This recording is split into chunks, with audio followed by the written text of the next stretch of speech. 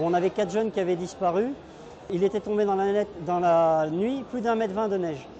On avait de la neige jusqu'au niveau du bassin, on n'arrivait pas à avancer. Pendant 4 jours, on a cherché les jeunes sur toutes les avalanches et on ne les trouvait pas.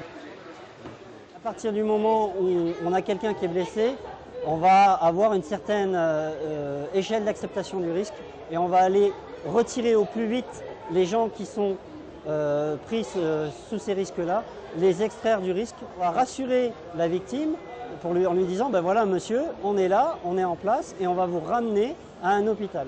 Voilà, donc on va évacuer tout le monde. En général, quand un guide a qu'un client, on prend le client et le guide et on ramène tout le monde à la maison pour éviter le suraccident.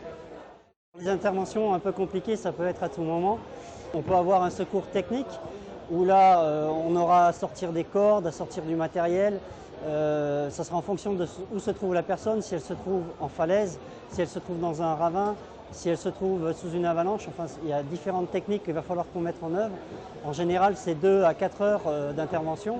Si c'est de nuit, évidemment, les hélicoptères ne voleront pas. Ça va être beaucoup plus long. Ça peut être de 6 à 8 heures d'intervention. C'est tout lié à la pathologie des victimes et à l'endroit où elles se trouvent.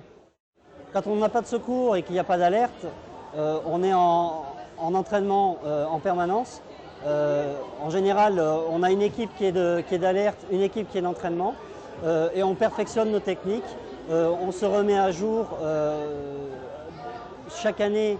On a des gens qui vont en stage de formation, qui reviennent ramener la bonne parole. Donc on profite des moments où on n'est pas de secours pour pouvoir continuer la formation, pour pouvoir se perfectionner et pour pouvoir se recycler. Il faut savoir que les gendarmes secouristes, tous les 3 ans, sont testés et ont un recyclage. Et s'ils ne font pas la maille au niveau de ce recyclage, on leur dit « Monsieur, vous rentrez gentiment à la maison, vous arrêtez de faire du secours en montagne ». On devient gendarme de montagne, enfin de haute montagne. Dans un premier temps, il faut être gendarme.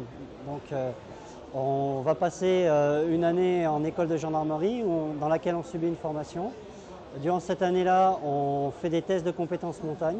Et ensuite, on est affecté en gendarmerie en tant que gendarme, soit en escadron de gendarmerie mobile, soit en brigade de haute montagne. À partir de là, on vous fait une formation et pendant 4 ans et demi, vous êtes formé à la montagne.